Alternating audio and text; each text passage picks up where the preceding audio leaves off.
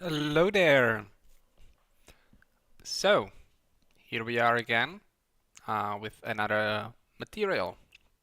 This time, it's this beautiful hard surface. I don't know if it's beautiful. It's this hard surface material, basically sort of a trim sheet, if you will, but it's not a trim sheet. It's a full tileable material like this, loosely, very loosely inspired by Star Wars, of course, and other uh, sci-fi shapes. You know, I had a reference store, um,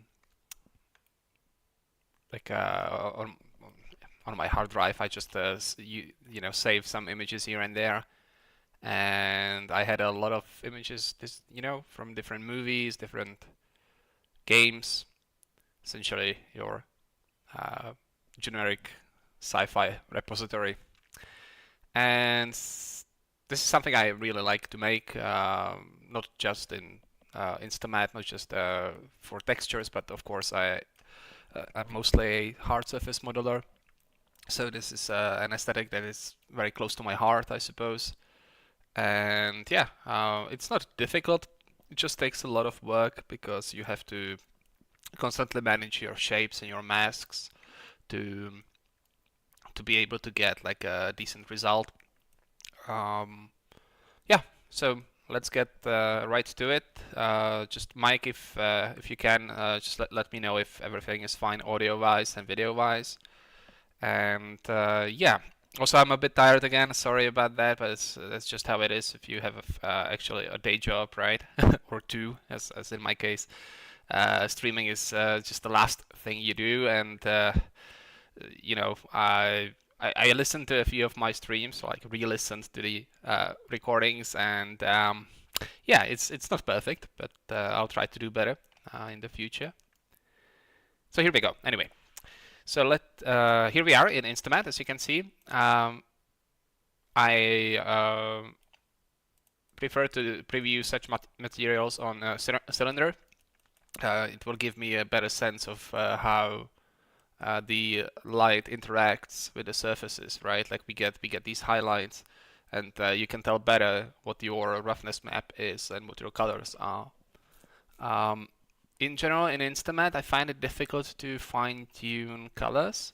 Not, I don't know if it's the renderer or something, but it seems that if you change the HDRI, the color shift and the brightness shift is very, very substantive. Like it makes a huge difference, right? I can demonstrate.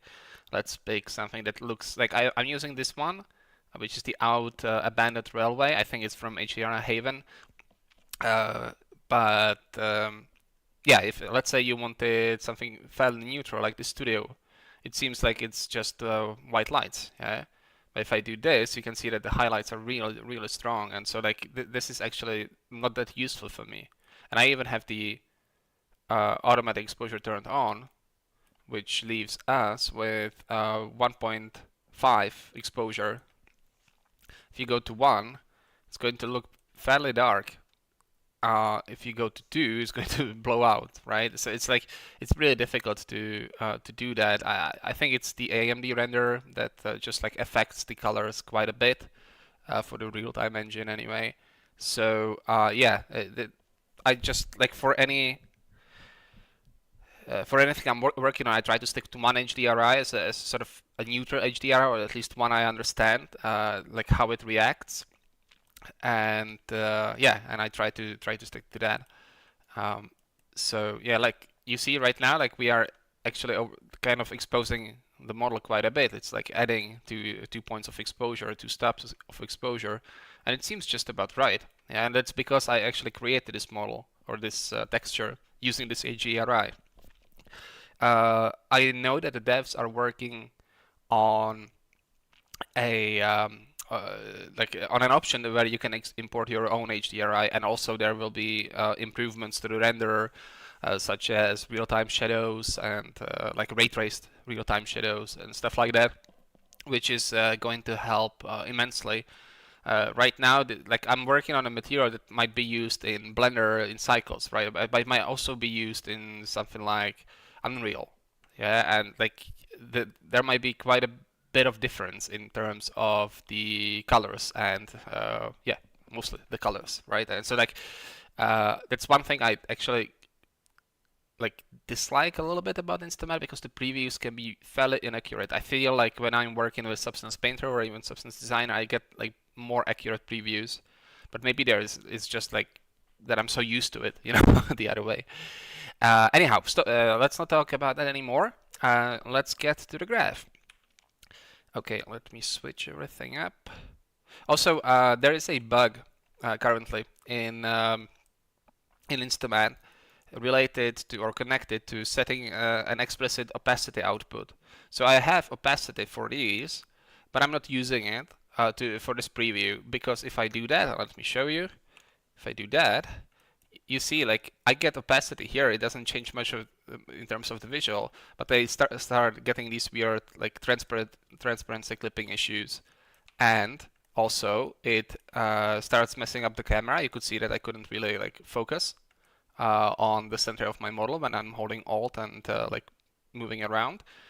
And it turned off my emission channel, and I cannot style it anymore. You see, it's just like pull it together, but like nothing is happening, right?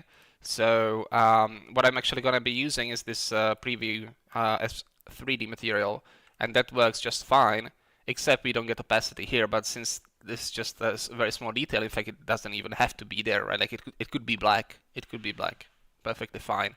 Uh, like opacity is in general, especially in games, opacity can be quite expensive. So it's maybe better not to use it at all for such a small detail. But I wanted to test it, and then I came across this bug. It's already been reported.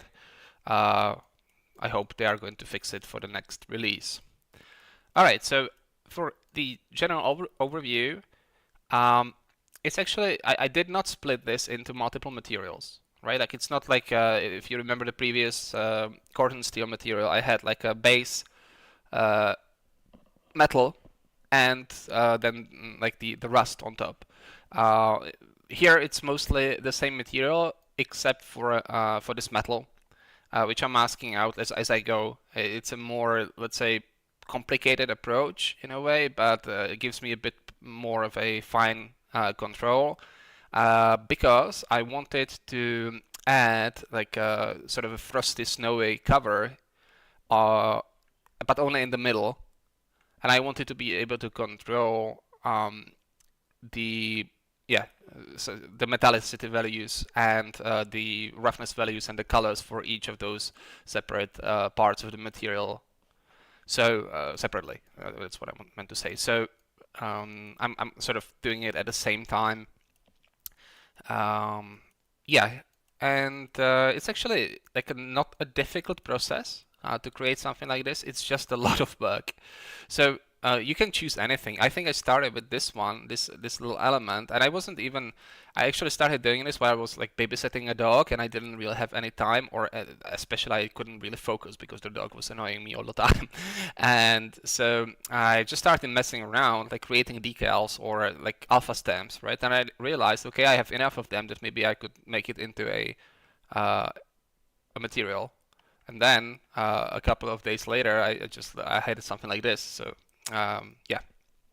Also, at the time, I was watching the Mandalorian show. Sorry, not the Mandalorian. What's it called? The Andor show, and like the Imperial aesthetic is very close to my heart. So um, yeah, I'm not a good person.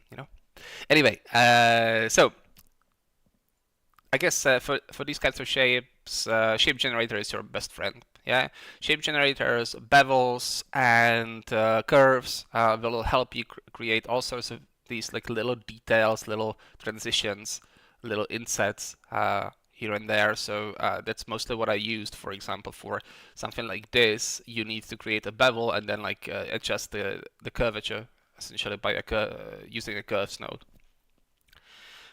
Okay, so yeah, just using a lot of triangles, a lot of mirrors, a lot of symmetry nodes, a lot of grayscales to mask, stuff like that. One thing to mention about the mirror, unlike Substance Designer, it actually takes the input from the bottom right quadrant, right? Or like the right side of the image. So you have to put the shape that you are mirroring, that you are going to mirror, onto the right side, and then it gets mirrored properly. If you put it on the left, it doesn't read anything, and it gets overwritten by the blacks from your original image. So that's one thing to keep in mind. It's a bit confusing. The same thing goes when you want to mirror it across the center. It prioritizes the right side, so you have to put it to the bottom right, for example, or top right. Okay, which is confusing, and like for someone who's European and reads from the left, it's a bit confusing. Anyway, and I'm right-handed as well. Okay, so to create the basic shapes, it's very easy, right? Like you create some squares, some boxes, you subtract some shapes. You know, you can also start using edge detects to add smaller details, so like little insets, little insets. That's what I'm doing here. Yeah, nothing too special. And then we have the first curves node. You can see that it's quite extreme, in fact, because I'm going to be using a mask down the line. So I'm actually like pushing it up a fair bit, so that I'm able to start subtracting more and more stuff from it later. So yeah, you can create interesting bevel profiles. Obviously, this is the 0. This is the 1, so whatever, like that's the transition of the gradient, right? Like you have a gradient, it goes from 0 to 1, a linear one, and this is how you adjust it. So I lifted the minimum. It's like the levels, right? Like when you do this, you lift the minimum, and yeah, I gave it a shape, right? So that's actually this shape right here. Okay. Then one of the most annoying things you could be doing is creating bolts and bolt indents. Oh, sorry. Because you need to make them super small, and there are generally a lot of them, right? I see. I think I messed up the preview again. No, it's loaded. Okay. So yeah, it's just a small dot. It's almost like a pixel on your 4K texture, and of course this doesn't transition particularly well when you're going lower in the resolution. So you have to be careful. For example, these like super thin lines that actually define these panels up here will sort of disappear if you go like too low in resolution. I think even in 2K I would have to go back and fix these little details because they would sort of start blending together. Yeah, so yeah, you don't want to do that. Okay, yes, so I created more shapes. I added these 2 bolts here, or like holes that are supposed to represent some bolts. Then I actually added some smaller shapes in. I blurred it, clamped it a little bit, or like changed the contrast, and I'm putting that back in, so it creates like a little bolt. Of course, you can add more detail, but as you can see, I would have to go super high in resolution to get like a suggestion of a what's it called? You know, like the line that's in the middle of the bolt. I don't know the word. All right, now more importantly, to create these shapes and to tile them properly, I do a transform and a mirror, and down the line I'm actually doing that again. Where is it? All the way here. Yeah, you can see that I'm mirroring it again, or transforming it and then mirroring it back in. I also mirrored it one more time to get a more interesting shape that faces where like these arrows or whatever faced each other. I thought it was more interesting that way. Yeah. Now there is always the flat fill node, which is really expensive, but obviously for stuff like this, it's extremely useful. So it helps. It allows you to isolate parts that would be otherwise difficult to mask, especially if you did something stupid and didn't think ahead. Like for example, this one would be fairly easy to create a mask for if you only wanted these inner parts, which I did. But you can see that the values, if I wanted to use say histogram select, then like the histogram scan, basically from Substance Designer, I would be hard pressed to find the exact value and it would create artifacts, and it would probably give me these little details that I already put in before the like mid-sized details I already started putting, like low frequency details. And so like small details, right? And so the flat fill actually kind of saved my ass there, because you can use a couple of modes here. So you take a flat fill and the flat fill to mask, and that you can mask by position, by size as well, and of course you can get a mask here by input. Density is your normal thing. Like if you take it down, less parts randomly will be removed. Sorry, more parts will be removed if you take it from 1 to 0, but size and position will help you isolate the precise parts you want. And size is especially useful for this because there will be differences there, obvious differences between the islands. So yeah, I took that mask to be able to create these wire frame hexagons. You know, your typical sci-fi shape is a hexagon, so I had to add that. There is a node for this, hexagon edge. That's nice, right? You don't have to create any tile samplers or whatever you have to do in Substance Designer. They have a node for it in InstaMAT. Like the math actually isn't difficult. I did this a couple of times in Blender for geometry nodes. It's actually fairly easy to create a hexagonal grid, but you know, this is just faster, more editable.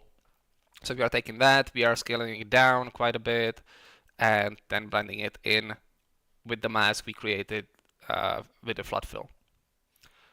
All right, so that's part one, essentially, these panels here. Now, what do we have here? Okay, this is the main shape for the middle part, and that's the main part of this height map, obviously, right? Like everything else is very easy, but this is the most complicated part. So yeah, obviously starting with the hexagon and doing a whole bunch of stuff with it, right? Like edge detecting it and blurring it and transforming it and subtracting and adding shapes, stuff like that. It's not complicated, right? So the first phase was this, right? I created the main shape. I added these little insets for detailing down the line. And I knew that I wanted some detail here, so this is a pipe, right? A pipe channel, if you will. This actually went through a couple of iterations, right? Like I'm showing you the result, but I didn't have a concept. I didn't like draw a sketch beforehand. As I said, it was just for fun. And at first I wasn't going to make a full-blown material, but so this went through a couple of iterations. At first I didn't have this, etc. So that's why this is a bit chaotic. That's just the way it is. You know, if I were to go back and polish it, it would be fairly straightforward. All right, now how did I create these little, I don't know what to call them, lattices, planks, I don't know, these things here, right? It's actually fairly simple again.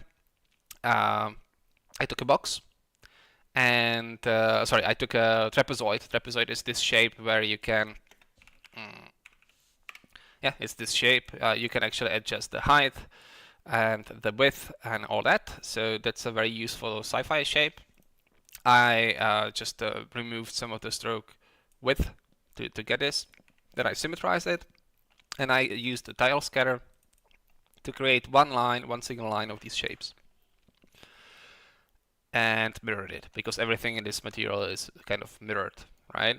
So, and then I'm just adding it in. I'm using screen, but you could just as well add it, right? Depending on your mask. I think when I was adding it, it started like poking into the panels. I didn't want that, so I'm using screen. Yeah, but fairly easy. The issue there is like finding the correct tiling scale and like what you're going for. It's always a problem for me, at least, when making stuff like this. Like, what is the scale? Is this like the size of one human, or is this like a very huge, I don't know, like a 20-meter large tank or something like that? You know, it's always a decision, and at this point, I didn't really know yet. Like, I hadn't really known. So, yeah, I just went for something that felt good from a, let's say, standpoint of like graphic design, the shape design. All right, moving on. So we have all of that. Again, I'm adding some of these like bevels, just a small one. You can see a little bit of transition here. And then we are starting the detailing process. So these shapes here, they come from this. So I took a gradient linear and multiplied it across the, or over the trapezoid shape that I took from before. I just rescaled it a little bit. And then there is this node, circular scatter. Very useful.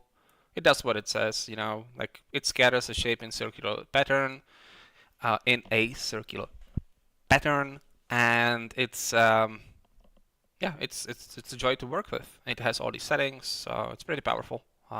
You can use it for so many things. I see people like in tutorials on YouTube. I see using them this node, like the equivalent of it in Substance Designer, for like a different kind of tile sampler. Essentially, they use it to create rocks or various grunge maps. I don't know if that's like a good idea. I would probably not go for something like that, but why not? You know, it just scatters stuff in circular pattern instead of like a tileable or completely random pattern. So keep it in mind. It's a useful node. All right, and we are subtracting that. Yeah, we are subtracting the gradient. You always have to be careful when you're subtracting gradients because it will create artifacts, right? Like the gradients are usually quite sharp, and they do not tile well. If you were to place them, let's say, on top of your texture here, there might be a problem, right? Like if they do not tile well, they will create a seam. So you have to be mindful of that. But it's if you blur it enough, and if you blur it later on, as you will see, I'm constantly like adjusting the softness and the overall blur of the height map, because you will get a lot of tearing when making hard surface stuff, especially when you start introducing like this strange height height differences, and when you're interested like introducing a lot of bevels on curved surfaces and stuff like that, you will get this sort of like tearing, height map tearing, tessellation tearing. It can't be helped, right? Like you have to try to minimize it and just live with it. But most of it will be covered by details, right? Like you don't need to, like whenever you see something like that, which I can see here, right, or here, you don't have to worry too much. It's not a big deal. Anyway, yeah, continuing on. This time I'm creating the details. What is that? It's probably this shape here, like the small one. Actually, I'm not sure. What are we doing here? What is it? What is it? What does it do? Come on. Where's my? Okay. Yeah, I'm showing this to you at 4K, which might be a bit of a problem because whenever I change something, it's going to load quite a bit. But I don't know. It's subtracting something from somewhere. I don't remember what it was. Huh. What's the mask? It's this shape. What am I doing? I don't know what I'm doing here.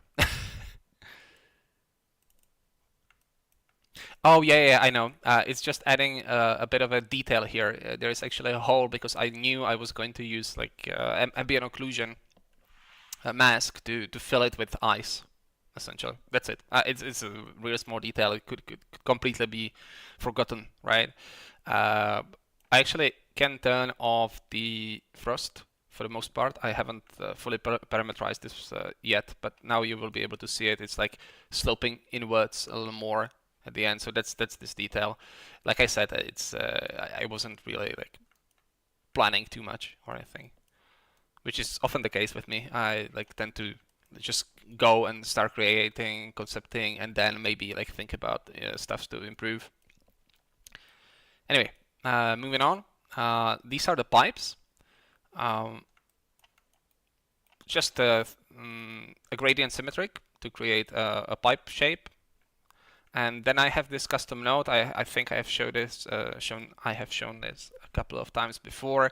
Essentially, it's my own custom node. What it does, it takes the input and it does a little bit of math to be so that I'm able to create like an array modifier, a very simple array modifier, like you would know from Blender or something like, I don't know, 3ds Max. I think there it's called something else, but so for example, I can show you. Let's take a box. Yeah, let's make it thin, and then I can use my npass array online, and essentially what it does, it takes a distance between the shapes and a count. So I can have maybe 5 shapes, and then if I lower the distance, it's going to average the distance between them. I can of course do this in Y as well, but we would have to rotate it. Yeah, and then we can do the same in. It's just a very useful node for a quick. It's like better than tile sampler, or sorry, the tile node, because you get more control. Like it's easier to manage the spacing. Yeah, so that's the npass online. I guess we can jump into it. It's, as you can see, it's very simple. Yeah, so this is an npass. There isn't much material on npass nodes out there, so I don't know if you know how this works. It's essentially a repeat zone from Blender or a for loop from coding, right? So you have this on execute assignment. It's slightly unfortunate. The naming is slightly unfortunate because this is basically what gets loaded the first time you run the loop, the first time you run the repeat zone effect. And then you have this did execute assignment, and this is what it writes when the loop is completed. Yeah, so what I'm doing here, I'm doing a little bit of math. I'm not going to explain it now. It's very simple though. I'm taking this node and I'm like using this math.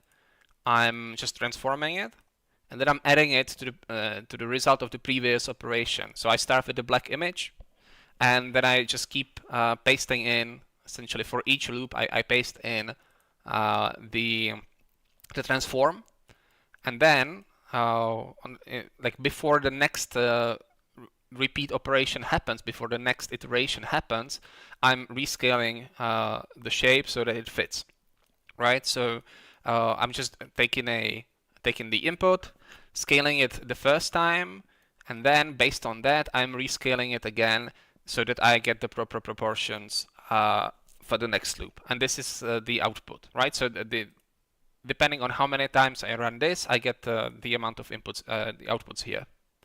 I don't know if that makes sense, but there are some tutorials on the official Abstract website. You can check it out. I'm by no means an expert, in npass, or let alone atom graph. Like that's a little bit beyond me. But you can make simple stuff like this, especially if you get a handle on how InstaMAT handles data types and what is allowed and what isn't allowed. You can do quite a bit. Of course, this gets it's expensive. Like any repeat operation, any iterative operation will take quite a bit of processing power because it happens again and again and again. This is a basic recursive algorithm, essentially. All right, I'm gonna close that. Do you wish to proceed? Yes. So that's what I used. Let's wait until it loads. We can delete this. All right, so the pipes, yeah. So it's the gradient transformed. Then I'm like cutting a bit of it because I wanted the pipes to sort of start sloping inwards near the central shape. And then I'm just symmetrizing it so that it's on both sides. And I also used a little tiny itsy bitsy amount of warping so that it's like a bit bent, but in the end I almost removed it completely. It's there. So I'm just taking a Berlin noise and warping it. It's, if you want to make waves, one of the best ways, like soft curved shapes, Berlin noise and warp is your best friend. So that's that. All right. I also have these little details here. I thought like this might be a rubber pipe or something like that, and they are I don't know what the word is in English, but I think they are corrugated. Is that the right word? I'm not sure. Basically, they have these like I don't know. Yeah, but you know what I mean. Like they have these indents where they you can see it on your pipes in your apartment, right? Like a lot of them have this kind of shapes.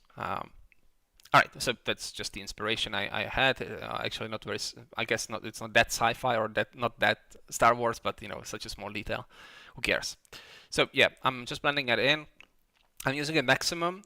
I didn't want it to exceed the height of these little panels, so I used the maximum and I just like played with the values until they were just below. That's it. All right. Yeah, flexible pipes, exactly. Or flexible? Flexible? Flexible? Okay. Thank you, Mike. You know, it's like I started learning a lot of English words describing different materials and like everyday stuff that obviously I know in my native language, but it's like even though I teach English for a living, I I just didn't know this stuff. Like, why would I know it, right? So that's actually one thing I love about 3D because it really opens the horizons in terms of material world and the vocabulary and like how things work in industrial production and stuff because you need to have some like ground, some reference point, yeah, for this. And so anyway, enough enough distractions. But thank you very much. Adding more shapes. Okay. So, as you can see here on the side, I have like some separation in the panels. Now, what I did at first, I actually how do I describe this easily?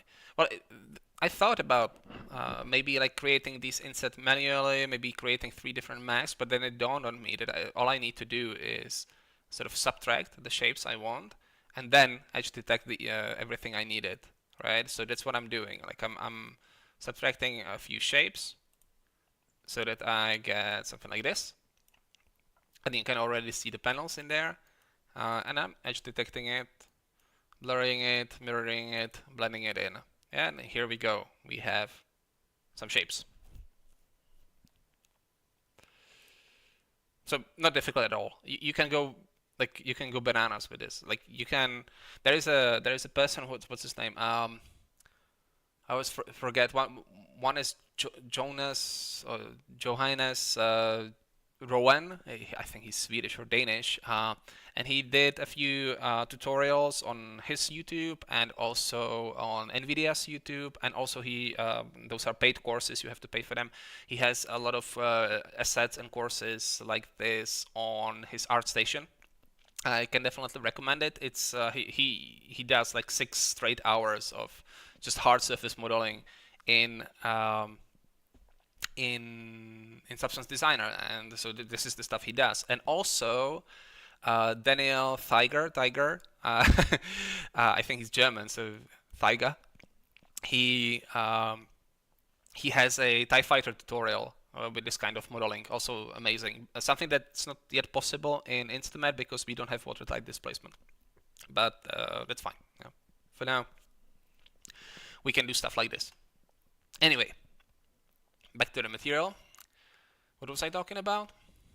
Oh yeah, that you can go really deep. Like this isn't even like the level of detail is not that impressive, right? There may be like 3 levels of detail, but he has like 7 or 8, right? Like he has insets of insets and like different height, little differences in height, many bolts and many different elements to his material. It becomes chaos. It starts looking like Greeble, but it has something to it, right? There is something to it. Anyhow, now making these shapes. This is not the best way to make them. I just modeled them manually. But really, what you need to do is take a box, skew it, and then subtract the box again, right? Like you don't need to be so imprecise like I was. It's fine. Yes. adjusting a little bit of that bevel, adding the bevel in there. It's a small detail. It's like going to it's going to appear when we start rotating the light. A lot of these details, like they give interesting reflections, and that's what like metal and like these transitions between metal and your plastic or whatever, or your paint. Those are, I think, the most interesting parts of sci-fi design in general. These like transitions between really shiny and quite rough areas, broken up reflections like this. I like that personally. It creates a lot of visual interest. So it's a combination of color, roughness, and like different material types. So metal, paint, dirt, frost, right? Like stuff like this will create a very tangible material. Anyway, enough ceremony. What's the word? To sermonize? Sermonizing. So yes, I'm just subtracting this shape that I made here. Moving on, creating more large indents here, and that's going to like trapezoids along with a circle, and that's going to create this shape here. As you know, the Imperial logo from Star Wars is essentially like a snowflake, or maybe a flower, or like a cog. I don't know. So that's when I came up with the idea that it's going to be frosty. It's going to be like a cooling tower, if you will. So that's how I made it. Yeah. So a circle, circular scatter to scatter these trapezoids. Bringing it together, adjusting the curves so that I create these shapes here, blurring it quite a bit, because if I don't blur it, let me show you. If I don't blur it, let it process. So processing. I don't know if you can see it. It starts staring quite a bit. Yeah, I don't know how well this comes. How well this shows on YouTube, but it's there, trust me. Also, I'm using another node that I made. It's this Impasse Ringify. Again, we can open it. So again, a very simple node. So it's the same NPass. So we have this unexecuted. I'm not using at all. I'm not assigning any image beforehand. I am only interested in the input. Then I'm taking the distance of the image. You can see that it's kind of like a bevel. Then I'm grayscale to masking it to make it smaller by that bevel, right? So whatever is blurred is going to be removed. I'm edge detecting it, and then I'm blending it in. And I'm doing that a couple of times, and every time the shape gets smaller and smaller and smaller. And yeah, that's it. That's the output. So yeah, I'm taking this set rings. It's feeding it back. Sorry, it's I'm taking here. I'm taking this output. It's feeding it back into the loop. It does the same operation, etc., etc. And once all the loops are done, it's going to create an output. That's it. Yeah, you have to create this like buffer image, which is the one that's going to collect the information from this node. Right? As you can see, I have this buffer output for the did execute, and that's speaking to this, right? So this is how we like take the shape, we rescale it again, and paste it into our already existing rings. Now I have a couple of controls here. I don't know if I can explain it to you. It's dependent on the histogram select what kind of effect you are going to get. So again, I'm going to show you in the main graph.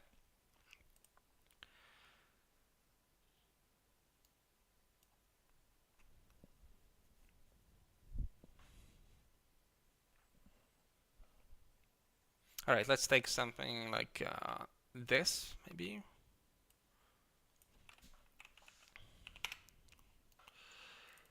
So yeah, this is it. Now we can specify how many rings there will be. Again, that's the pass count. Then there is this mask threshold, basically how much gets removed. And you can see what it does. Then we have this ring distance, essentially by how much it gets moved. And then there is this histogram position select. If I do this, you can see it has it should be like 0.5 or 1, because that's where you get the effects you want. This only gets like an intersection. If I go the other way, I don't know if it's visible, but it starts pushing outwards instead of inwards. Yeah? So like you get these smooth shapes on the outside instead of the inside, which is something you might want, right? So that's why I left it in as an option. All right. So that's basically this shiny shape here. We are going to use that as a mask for the emissive channel, obviously. All right. So essentially, this is the main panel. It's not too difficult, is it? And we are blending it in. So I already showed you how I made these. Then I also made the central panel. I don't know if it's necessary to go through these. They are very simple. It's just a couple of boxes, scattered or like transformed, symmetrized, mirrored, and and then I'm just blending it in. Nothing too crazy. I also created these because this is like a detail, right? That I knew I was going to have some sort of central line with maybe some emission to complement this flower shape. So I added it here. All right. Yeah.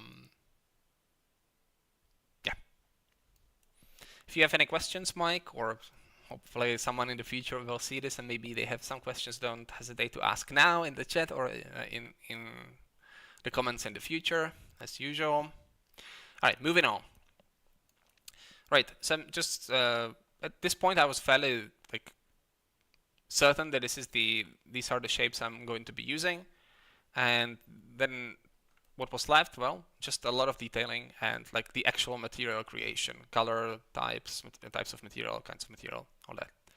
And also I wasn't really thinking too much ahead, and again I didn't have any specific like masking in mind. So after I modeled all of that, after I created all of that, I started flat filling.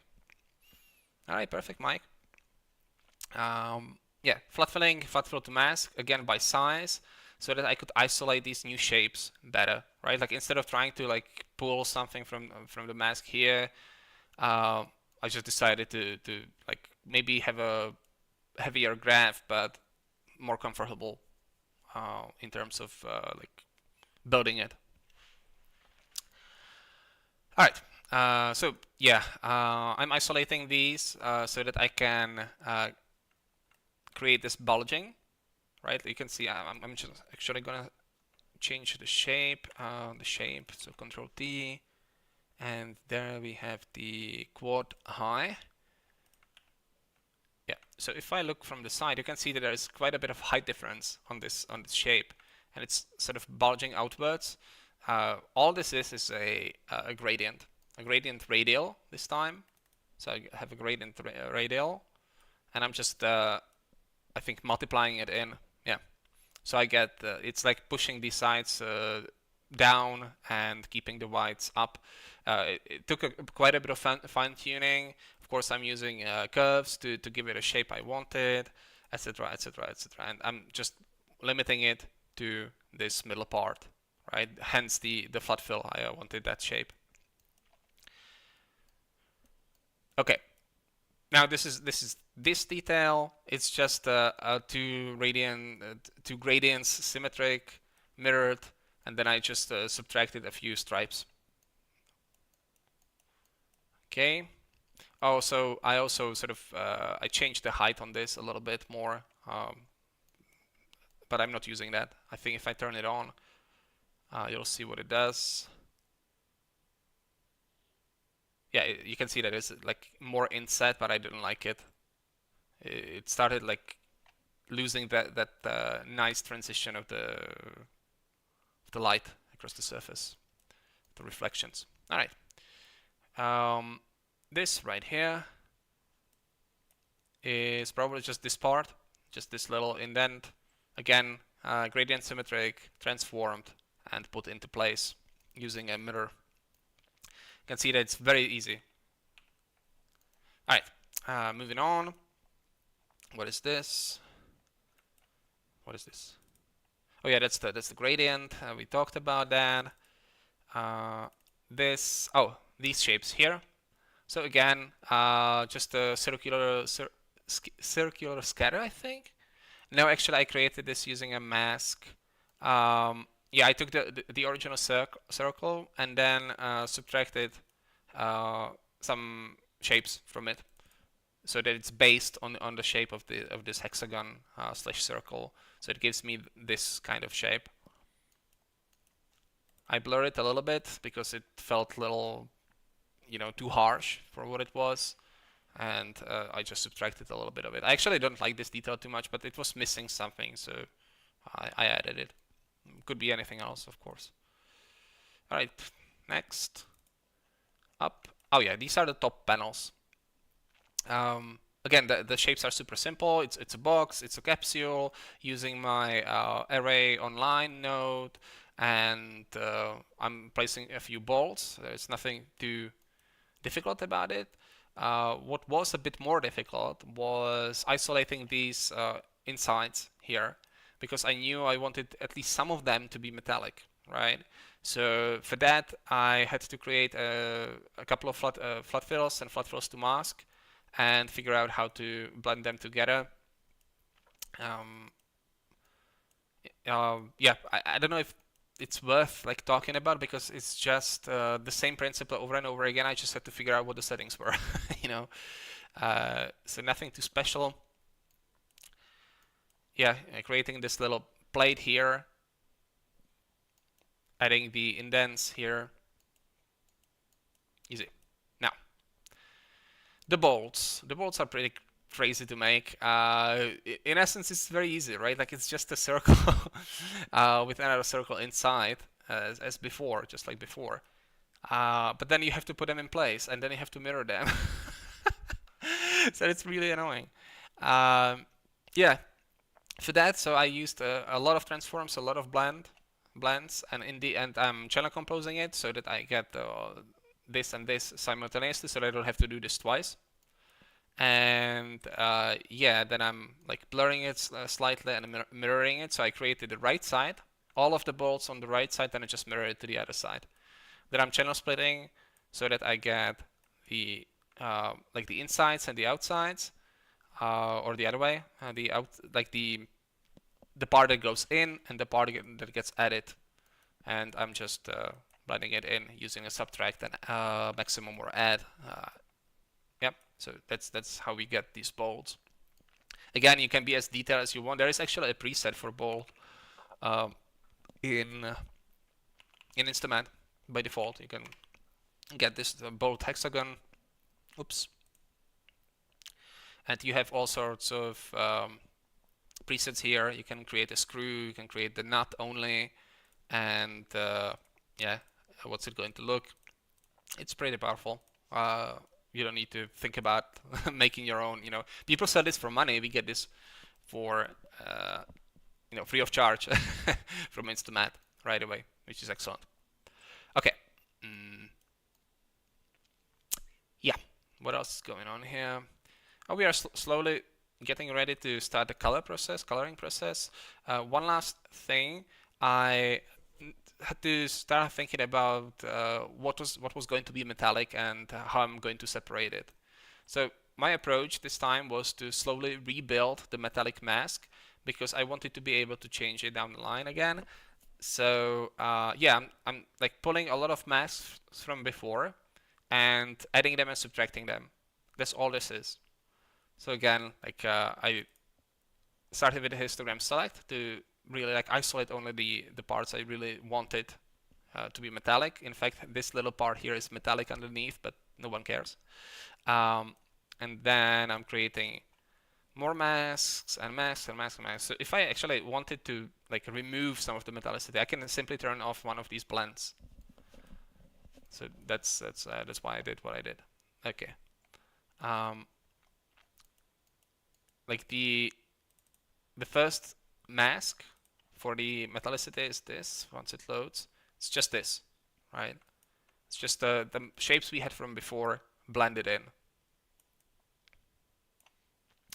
One thing I should say about metallicity is that it's supposed to be 0 and 1, right? Like there are rarely cases where you have a material that's like 0.8 or something like that. I'm actually using values that are not 0 or 1 because of the frost here. The frost essentially, I thought it would be like semi-transparent, and so I kept a little bit of metallicity underneath it. Probably not entirely realistic, but I wasn't going to create like a transmissive channel just for the frost. And how would that even work on a just a height map, right? Like I would have to have two materials and somehow blend them together. I wasn't interested in that, so I just kept moving forward with like you know a metallic map that wasn't 100% 0 or 1. And you can see that this is the resulting map, and we have some grays in there. Anyway, so this is the start of the coloring process. As usual, I bring in a lot of masks from before, a few flood fills that will help me isolate the more like difficult shapes that are that I don't have a exact mask for from before. I picked a couple of colors from, I don't even remember what my reference was. Something, maybe I can look it up.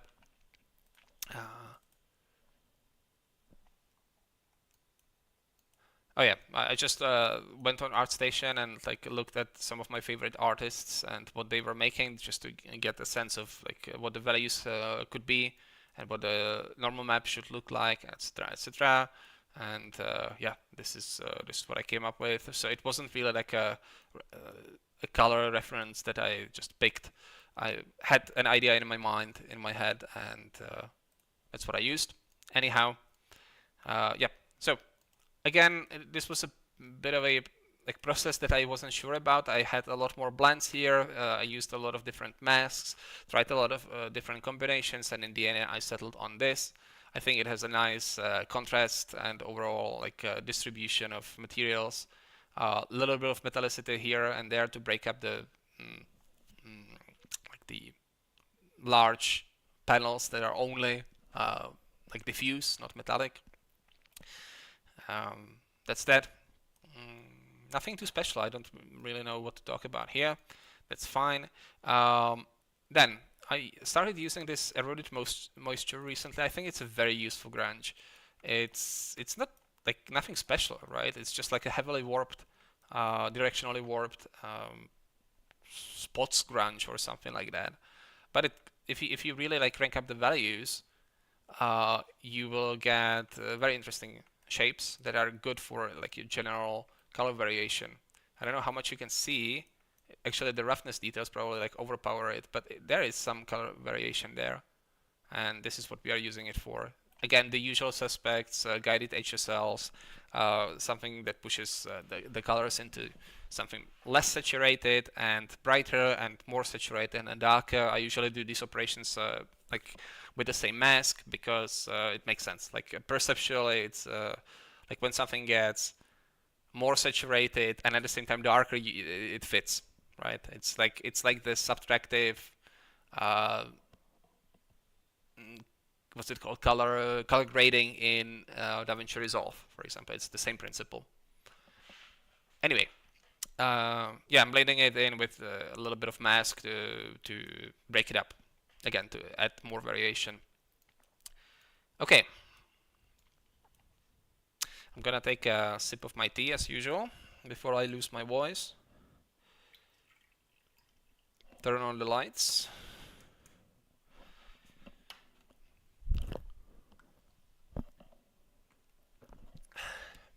All right.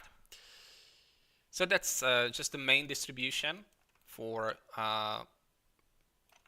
like the color variation for the panels, right? Like notice that I'm working on the panels mostly, right? Like the colors are for the panels here in the middle. That's what I'm trying to say. The ones that are non-metallic. Of course, like metal doesn't really have a color, right? Like usually in photorealistic rendering, it shouldn't really be. It's like an artistic choice when you add a tint to your metal. So you shouldn't really be doing that too much, and definitely nothing to like heavily saturated. Okay, now at the same time I started creating my opacity masks and my emissive masks. So the emissive mask is very simple. We just take what we had before, these shapes, and say, you know, this is going to be emissive. Yep. And then we have this metallic mask, which at the same time will serve as a very useful mask for other stuff. As you can see, I'm using it like 4 or 5 times. So let's start with the color again. Now you can see that I'm here. I have the metal, basic metal albedo. I'm blending with like 2 colors in actually. One fairly dark. I don't know how much you can see that, right? Because really the color doesn't come across too well, but it's there, and it's mostly for these panels, right? You can see that I have some, whoops, it's this black inside almost, which is going to disappear with the opacity channel. I just had it in while I was working. I wasn't sure I was going to use the opacity, so I just put in something very black. All right. Otherwise, I'm staying like on the like the maximum would be something like 0.5, 0.4 in terms of grayscale value, probably lighter, right? Like if you have something like silver or even your average iron, unless it's heavily weathered, it's not very dark, at least albedo-wise. Okay, then I'm using just a mask, a noise mask. I don't know how much you can see, but this is starting to remove some of the frost, I think. Or maybe it's just adding a little bit of color variation. I'm not quite sure right now. I think I added some small spots and dots, yeah, and I just made them darker. So if you can see here, this is what this is doing. Nothing too complicated. Just like you know, damage, surface damage.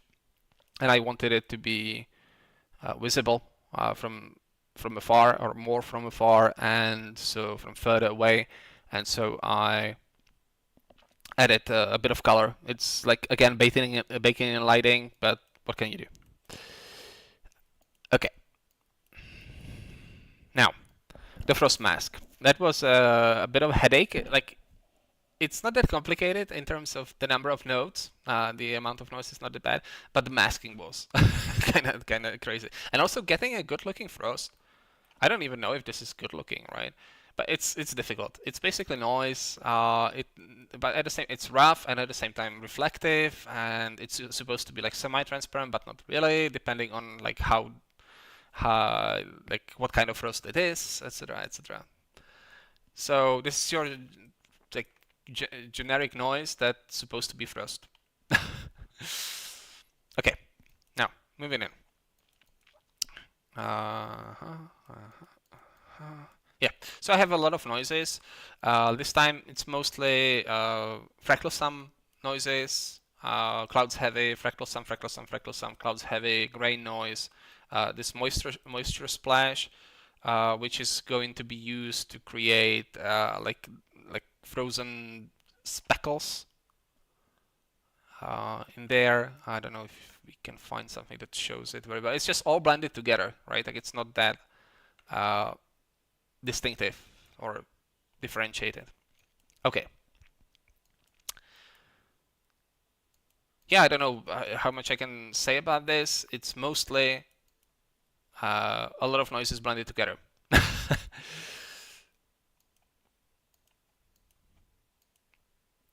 And then I have to obviously subtract these noises from the metallicity map. I have to add just a tiny little bit of them into the height map. It's generally even less than 1%. It's not going to show in the height map too much, but it definitely shows in the normal map, just like usual.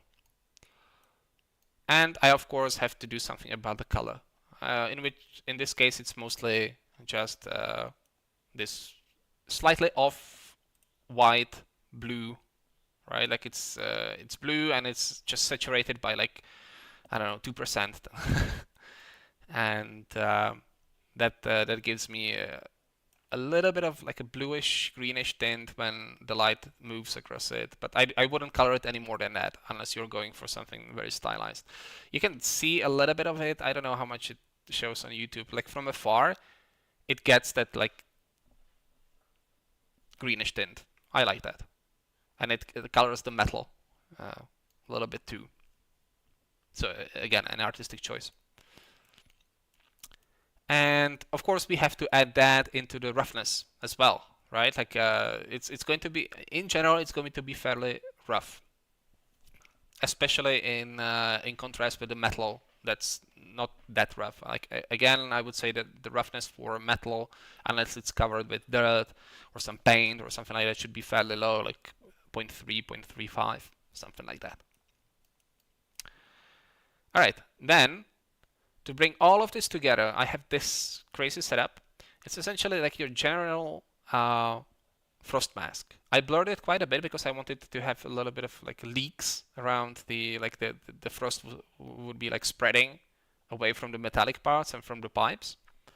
And I use that to allow all of this that we created, all these effects, to only show where I want, right? Like instead of trying to mask it every time, I'm creating a whole sub-material, if you will, sub-setup of a material, this whole frost effect. And then I'm just using one slider, this frost switch, which drives all the blends. The blend for the color, the blend for the metal, the blend for the height, and the blend for the roughness. And all of that gets turned on and off simultaneously.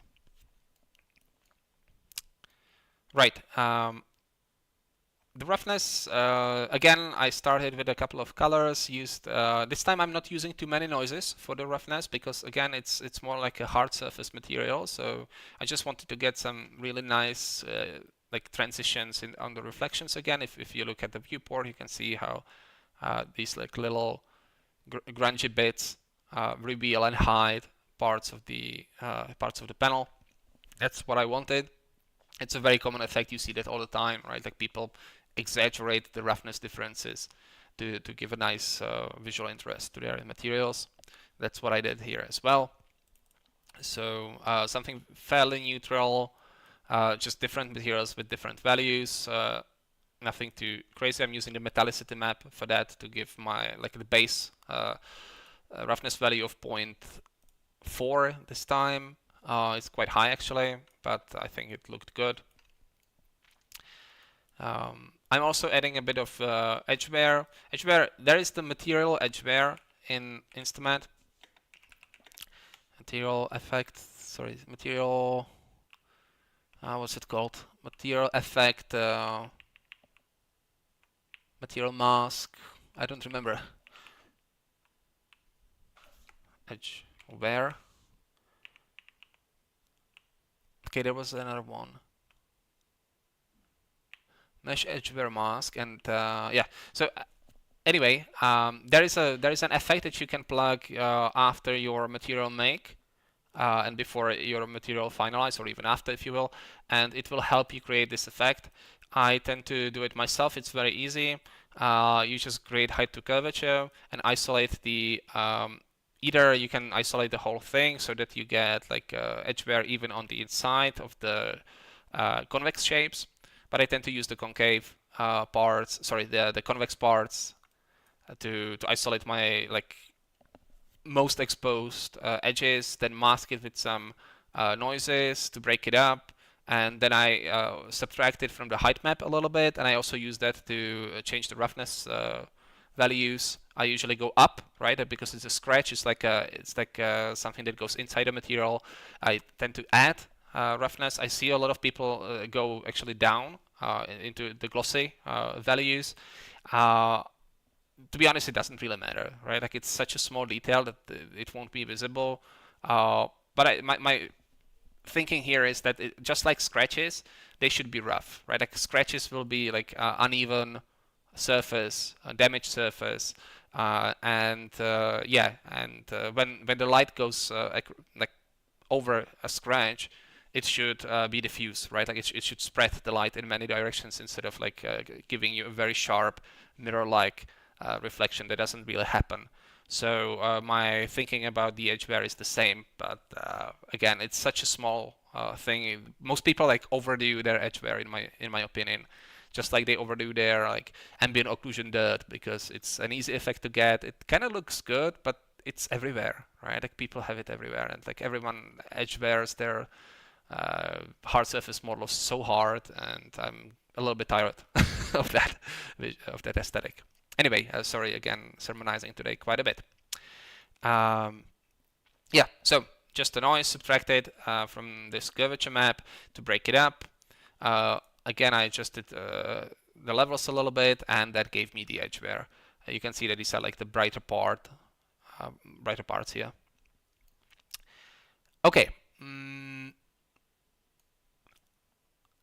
I'm also adding a little bit of metallicity to the edge wear. My thinking here was that it's like scraping away the paint.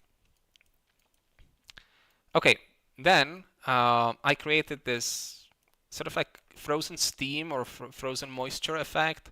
I started with this clouds warp noise, which is like a mix of an advanced warp setup and clouds noise, and it gave me like an interesting look.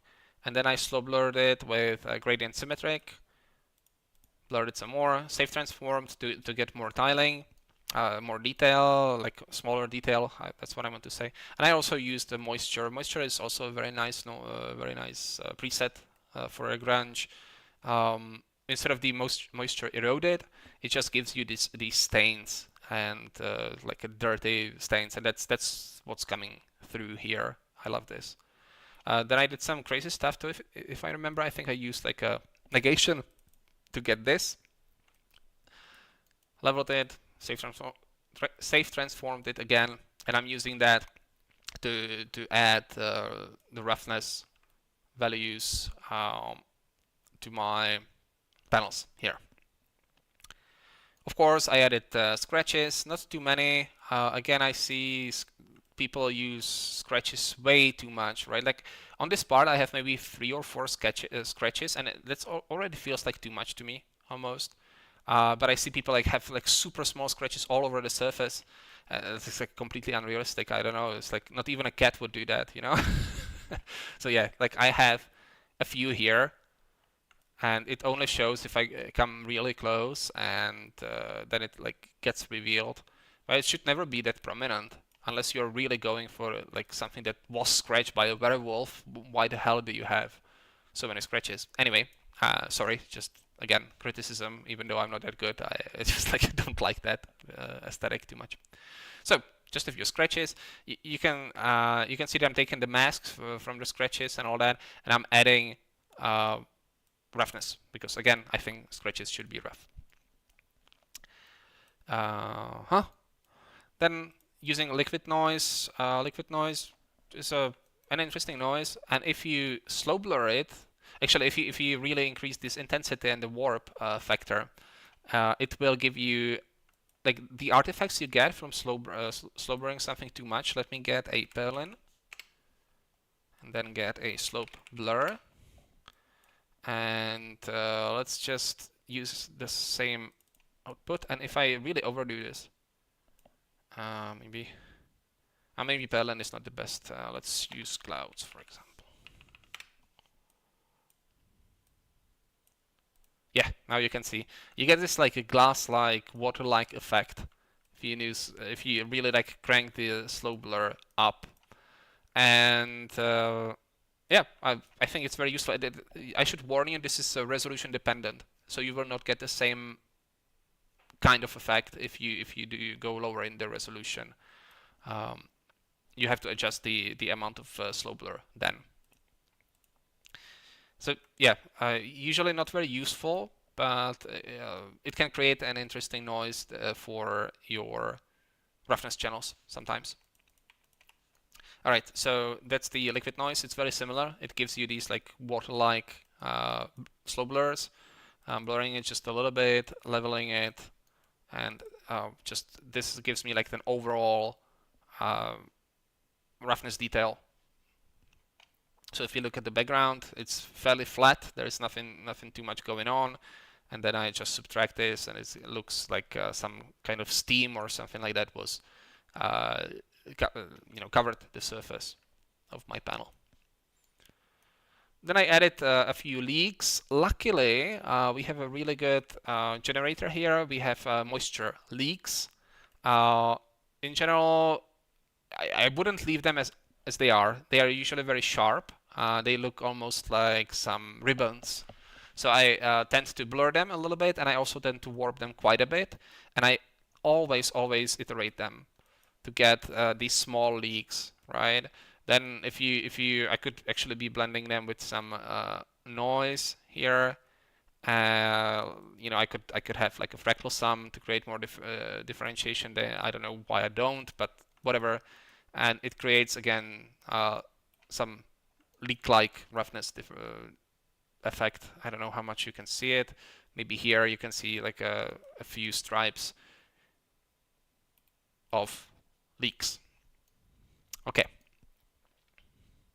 By the way, there are a couple of ways you could go about creating leaks. One is just a slow blur, where you just slow blur it in one direction. You can also use directional blur, or you can create your shapes beforehand and use some sort of scattering. You can also use the extrude shadows or shadows, hide shadows, mask, hide shadows, and then really like use your noises and transformation. After that, you start with a couple of spots. For example, you hide shadows in one direction, and then do your processing. There are a couple of ways you can go about this. There is also the material effect rust, I think, material effect rust, and this will help you create leaks as well. Again, this is something that goes after the material make. Yeah. Okay. So we have the maps for the frost, and then I'm just doing a couple of last adjustments. I'm filling the cavities here with some noise so that it would look like there is something there. It looked a bit empty, but it's really not that important, right? Like it's a little bit of dirt, I guess. Nothing too special. So I'm just creating a mask, an ambient occlusion mask, I think, and I'm filling in these these cavities. Again, feeding that into all 4 of my channels: the color, the metallicity, the height, and the roughness. All right, and then I am adding dirt. So again, you could use material effect dirt. I wanted to do this myself. So what I'm doing there, I am taking the normals, and again, this is not necessarily the best way to do it. You could use the normal direction mask and have this node do the work for you. But I did the channel splitting because I'm used to the idea. I'm separating the green channel, which is a top-down gradient, and it gives me highlights on one side of the mesh of the displacement, and that's what I want, because I want this is a wall, right? It's not a floor, it's nothing like that. The dirt is going to be only like on the surface that's facing up, or mostly on the surface that's facing up. So I'm taking a gradient linear and I'm subtracting it, so that gives me like a directional mask, and I'm doing it a couple of times. Then I'm blending in my noises for the dirt. Nothing too special. Again, fractal sums, clouds. There is this dirt, grunge. Obviously, dirt. You want to use dirt. Then I'm just taking some like blacks, grays, and a little bit of brown-ish color to create some color variation for the dirt. And again, blending it into all my channels. And that's pretty much it. Adding one last like overall roughness variation with some grunge map, just to get a little bit more interesting reflections. That's it. And I also have, I can't see it right now, but I have the emissive mask somewhere. I can't see it now. I have to look for it, but I actually named it. Maybe I can emission.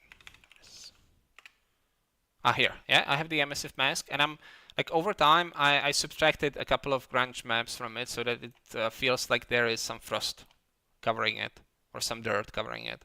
So it's not as uniform as it was. It's just a small detail. I don't even know if it's going to show in like a proper renderer, in a ray tracing renderer. I don't know, maybe. It's just a tiny little obsessive detail. You know, my OCD was happy when I did that.